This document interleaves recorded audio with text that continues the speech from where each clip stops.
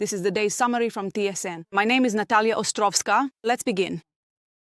The head of the presidential office, Andriy Yermak, has resigned, and there will be a personnel shakeup within the office itself. President Zelensky announced this in his special address.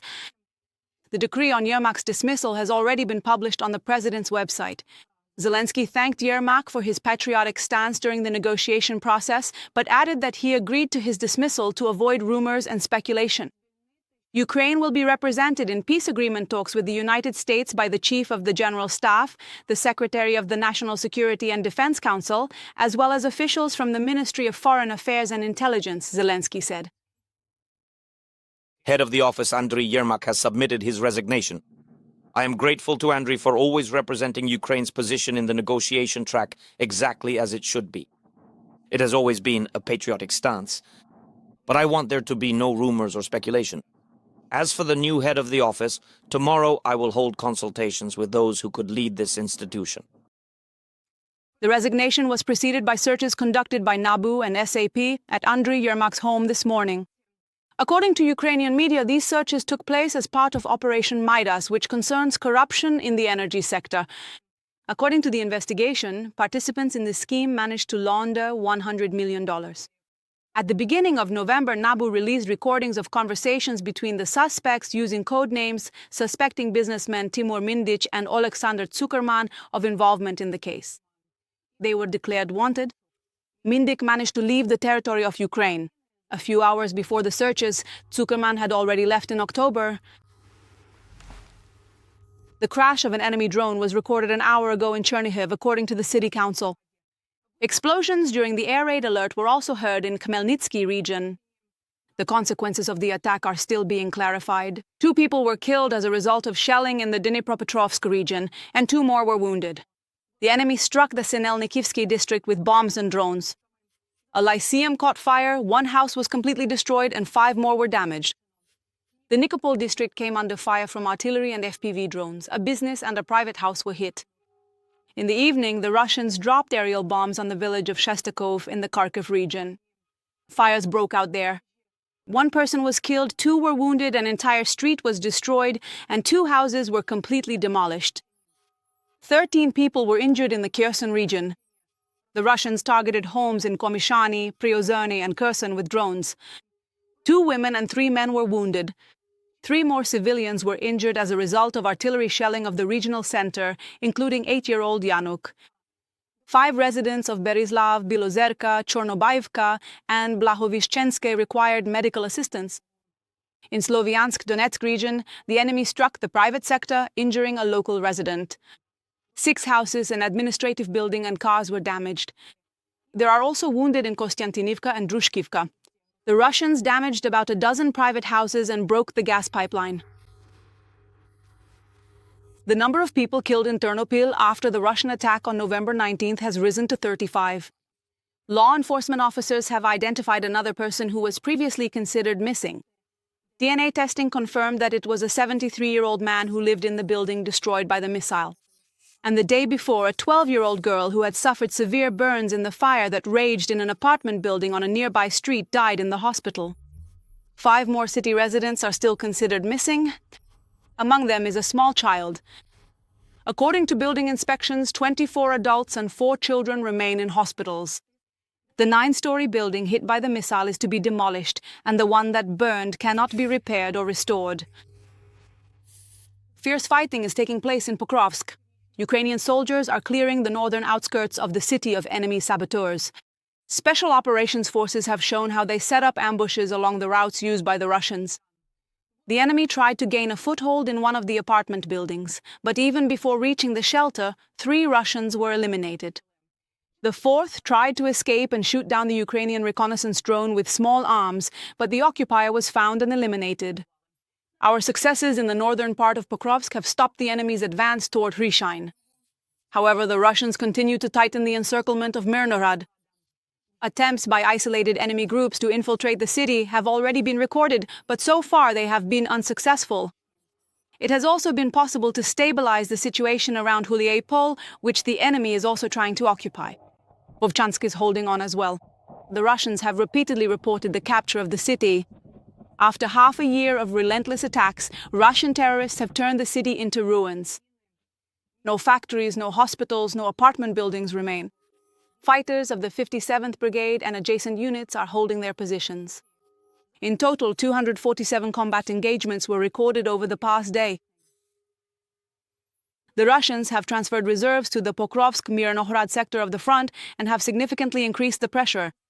At the same time, Ukrainian soldiers are not allowing the Rashists to fully capture either Pokrovsk or Myrnohrad.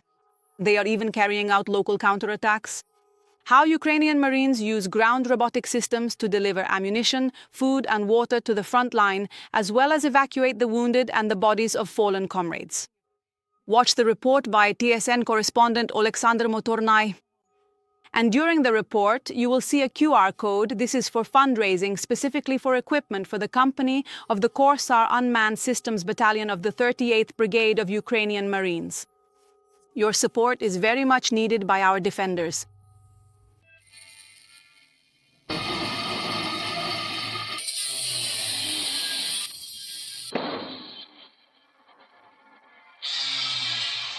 These are Marines who weld, drill, cut, and solder. Altogether, they are improving NRC ground robotic complexes. Is it even possible to figure this out here? It is. We're trying to modify it. Every machine can be modified. We're trying to make it better. Pavlin says that every NRC that comes to Ukraine's 38th Marine Brigade passes through their workshop. Not a single drone that comes to us out of the box is ready for missions. Are the guys there now? The guys are there. When you look at the current battle map, you will clearly see the difficult condition that Myrnograd is in right now, almost completely encircled. And it is precisely the logistics drones that make it possible for us to reliably provide essential supplies for the guys who are stationed there. In fact, ground remotely piloted platforms in the skilled hands of Ukrainian soldiers accomplish a lot on the front line. They lay mines, fire, detonate, and conduct reconnaissance. But for Naokolo Pokrovska and Myrnohrad right now, the commander of the NRK platoon admits their primary task with the help of robots is to maintain the connection with the front line.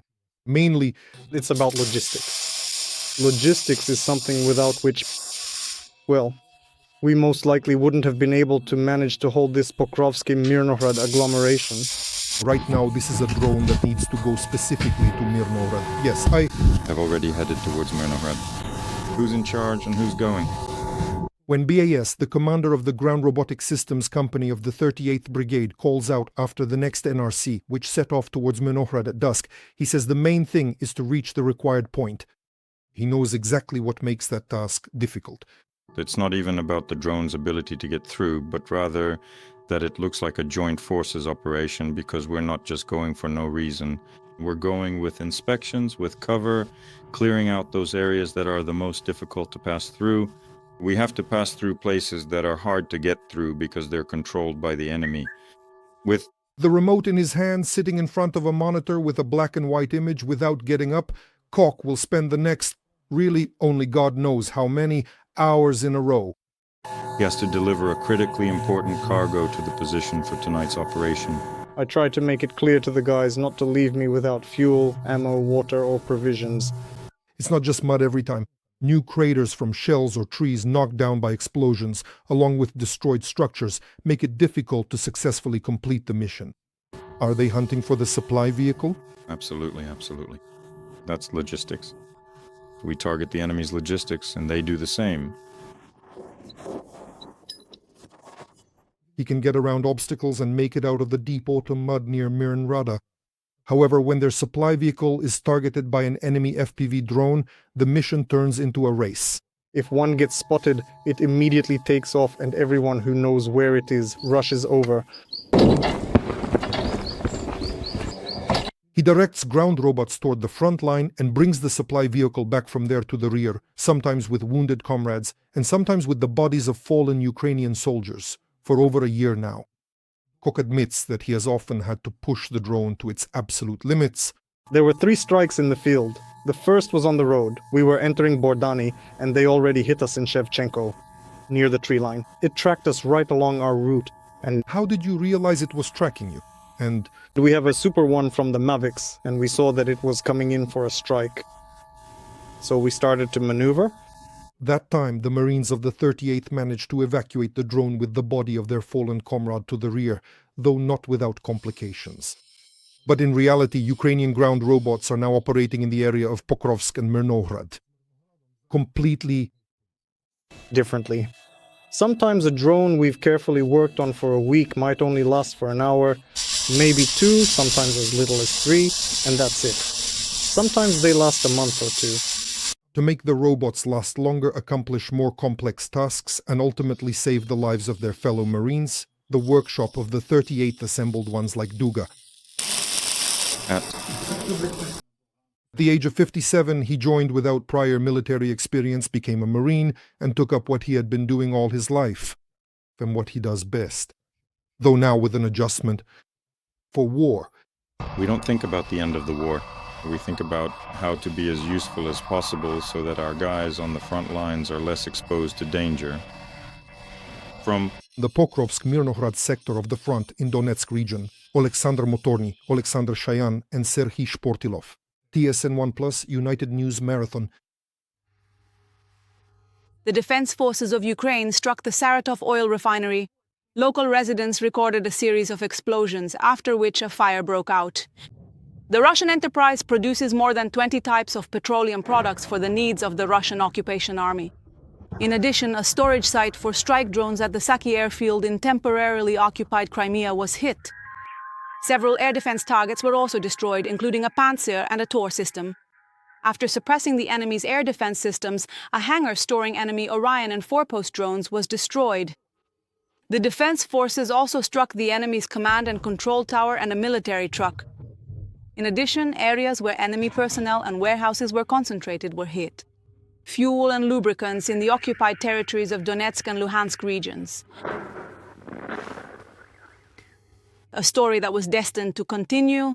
We have already told you about the special operation to rescue Officer Maxim, who was evacuated with the help of a ground-based robotic system. He lost his leg, but he dreamed of the battalion's patch and flag, the battalion that organized the rescue, and he was terribly worried whether his comrade would be able to get out. Who took care of him and dressed his wounds, unexpected moments that would lead to tears of happiness. Soon, we will definitely cover this in our live broadcast, so be sure to join us. Kyiv is updating the composition of its delegations for negotiations with the United States. This became known from the address of the President of Ukraine. According to Volodymyr Zelensky, our country will be represented by Chief of the General Staff Andriy Hnatov, representatives of the Ministry of Foreign Affairs, National Security and Defense Council Secretary Rustem Umerov, and representatives of the Main Intelligence Directorate. Our special correspondent Olha Koshelenko is following the events in the United States. She is with us live. Olya, hello. Please tell us how the United States has already reacted to Andriy Yermak submitting his resignation. Hello, Natalia. Well, personnel matters are usually quite delicate, and politicians are in no hurry to comment since this is an internal issue of the country that the official works for. But I can say that earlier this morning, when it became known about the search of Andriy Yermak's residence, for example, Republican Don Bacon posted the following on X: independent law enforcement and judicial bodies are operating in Ukraine. This does not happen in Russia. Their people are thrown out of high-rise windows. The American press is also reacting to these events as they happen, but they are paying attention to certain details. For example, NBC News writes that the high-ranking Ukrainian official Yermak, who was actively involved in peace negotiations, found himself at the center of a high-profile corruption scandal on Friday. And this threatens to further weaken President Volodymyr Zelensky's position at a critical moment in negotiations to end the war with Russia, according to NBC. CBS in turn also mentions Yermak's former deputies. They write the following: 2 former deputies of Yermak, Ole Tatarov and Rostislav Shurma, left the government in 2024 after oversight bodies conducted investigations into their financial misconduct, while a 3rd deputy, Andriy Smirnov, was the subject of an investigation into bribery and other abuses, but still works for Yermak. This is how the American media are reacting so far. Considering that today is a holiday in the US, there aren't many reactions yet. But I also want to mention another piece. An article in Politico from back in June of this year, which was specifically dedicated to the figure of Andriy Yermak. And this article shows that Yermak was not a favorite. In Washington, the journalists at the time, as they claim, interviewed 14 sources, including lawmakers, their aides, and members of the Trump administration. And all of them spoke quite critically, in particular, calling Yermak a bipartisan irritant who frustrates interlocutors in Washington, a person who lacks understanding of American politics, is overly pretentious, and whose visits to the US lacked a clear agenda. They even expressed doubts about how accurately he conveyed information to and from Zelensky. Olya, speaking of the peace negotiations, which have recently gained new momentum, what about them? At what stage are they now? The next round of peace talks is expected to take place in Kyiv. The US Secretary of the Army, Driscoll, who appears to have replaced Special Representative to Ukraine Keith Kellogg in this area, is expected to arrive in Kyiv by the end of this week, as is known. One of the most problematic issues remains the so-called territorial exchange, or more precisely, the demand to hand over the non-occupied part of Donetsk region to Russia. This week, Donald Trump once again returned to the idea that in any case, in a few months, as he said, Russia will be able to seize these lands, and he added the following: "Do you want to lose another 60 to 50,000 people, or do something now?" That was a quote. A voluntary withdrawal from one's own territories is the reddest of red lines, one that the president of Ukraine is not prepared to cross, but it seems that this is exactly what Driscoll will try to push him toward. The Telegraph writes that next week, not only Trump's special envoy, Stephen Witkoff, will go to Moscow, but also his son-in-law, Trump's son-in-law, Jared Kushner, who was previously involved in negotiations in the Middle East. According to the publication, the Americans will bring Putin a proposal: official recognition by the United States of the occupied territories, including Crimea, in exchange for a peace agreement. Trump had previously suggested that Jared Kushner might join Witkoff on this trip. But does this mean that the president's trust in Witkoff has diminished, especially after Bloomberg published transcripts of negotiations where Witkoff openly sides with Russia? Let me remind you that Trump himself spoke publicly on this matter and said that he sees no problem with this style of negotiation, claiming that all negotiators do the same.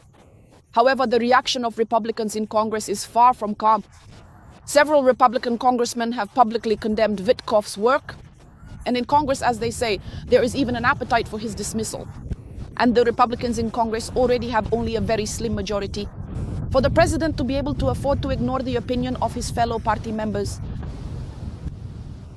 For those who oppose the Russian invasion and want to see Ukraine as a sovereign and democratic country, it is obvious that Witkoff fully supports the Russians. He cannot be trusted to lead these negotiations. Would a paid Russian agent have done any less than he has? He should be dismissed. This is a serious problem, and it's one of many reasons why these pointless backroom shows and secret meetings must come to an end. Let Secretary of State Marco Rubio do his job honestly and objectively. Let me clarify a bit about this last tweet from Brian Fitzpatrick regarding handing this job over to Secretary of State Marco Rubio. After the appearance of this so-called 28-point plan, which, according to statements by American senators and phone call records reported by Bloomberg, it was purely a Russian creation which Witkoff simply passed on to the White House, and Rubio, as senators claimed, was unaware of this plan until the very end. American media began publishing materials about a split within Donald Trump's administration over Ukraine. By the way, an article on this topic was also published in the British The Telegraph, and American NBC News wrote the following. One camp, which includes Vance, Special Representative Steve Witkoff, and other officials, views Ukraine as the main obstacle to peace and advocates using U.S. leverage to force Kyiv to make significant compromises, according to several current and former officials. The other camp, represented by Rubio and other officials, believes that Russia is to blame for launching an unprovoked invasion of its neighbor's territory and says that Moscow will only yield when it pays the price for its aggression through sanctions and other forms of pressure. Notably, both Rubio and Vance responded to such reports on the X network, denying them. Rubio even called such reports 100% fake. But there are too many factors indicating that the journalists seem to be right. Ultimately, it was Rubio's efforts that made the 28-point plan negotiated in Geneva more acceptable to Ukraine than it had been before. Natalia. Thank you, Olya. Our special correspondent from the USA, Olga Koshelenko, told us about the real vicissitudes surrounding the peace talks. Our broadcast continues, and so do we. Belgium has found a new reason to block the EU's plan to transfer Russian assets to Ukraine, which could harm the peace agreement. The country's Prime Minister, Bart Verhoeven, sent a letter with the relevant arguments to the President of the European Commission, Ursula von der Leyen. In the document, the politician warned that a hasty adoption of the loan scheme for reparations could have side effects. The EU would, in effect, block the path to a potential peace agreement. In De Wever's opinion, this scheme is fundamentally wrong because historically frozen assets have never been used during wartime. Usually decisions regarding them were made after the war as part of reparations from the losing side. Currently, about 185 billion in Russian assets are frozen in Belgium, of which 140 billion are planned to be transferred to Ukraine. Discussions about the transfer have been ongoing since October, but so far the leaders have not been able to reach an agreement. Official Brussels is concerned about financial and legal risks, saying that the Kremlin could later sue them for this. That's why they are asking for guarantees from other EU members. Meanwhile, Politico, citing its own sources, reports that the Belgian government is allegedly hiding something, full information about Russian assets, and is using them for tax revenues in its own budget. And this is a violation of an international obligation that requires disclosing information about what they are doing with these funds. In an exclusive interview for TSN, the head of European diplomacy, Kaja Kallas, said that they are preparing a legal proposal to reassure the Belgian authorities and allow the use of Russian assets next year. Final approval is expected at the EU summit, December 18th through 19th. Work on the loan for reparations is ongoing. The Commission has proposed documents with various options, but undoubtedly the loan for reparations is the most viable option. To move forward and actually fund the needs that Ukraine has. Of course, this requires thorough work at the legislative level to truly resolve all legal issues and risks, as well as ensuring that Belgium, which is the largest holder of these assets, could cover the risks and receive joint support in their distribution. From Italy to Germany, Ukrainian Serhiy Kuznetsov was extradited. German investigators suspect him of involvement in the explosions of the Nord Stream 1 and 2 gas pipelines. Currently, by court decision, the Ukrainian has been taken into custody. In Germany, Kuznetsov is being defended by lawyers Ilona Maneker, who is of Ukrainian descent, and Valery Banse. The German defense refers to international law. The lawyers believe that the explosions on the Nord Stream pipelines bear the hallmarks of an operation by another state, and private individuals could not have carried out such sabotage on their own. Therefore, they argue that functional immunity applies to Serhiy and that Germany has no right to criminally prosecute a person who was not acting on their own behalf. Serhiy himself denies any involvement in the sabotage. German prosecutors suspect Kuznetsov of being involved in the explosions on 2 gas pipelines in the Baltic Sea in September 2022. According to the investigation, he allegedly coordinated a group of people. Thank you. Among them were 4 divers, all of whom are Ukrainian citizens. Kuznetsov was detained back in August in the Italian province of Rimini, where he was with his family. While in custody, he went on a hunger strike to protest the conditions of his detention. After the court hearing, a decision will be made regarding the suspect's further detention. The lawyers will gain access to the case materials. The trial is supposed to take place in the city of Hamburg, but this could happen.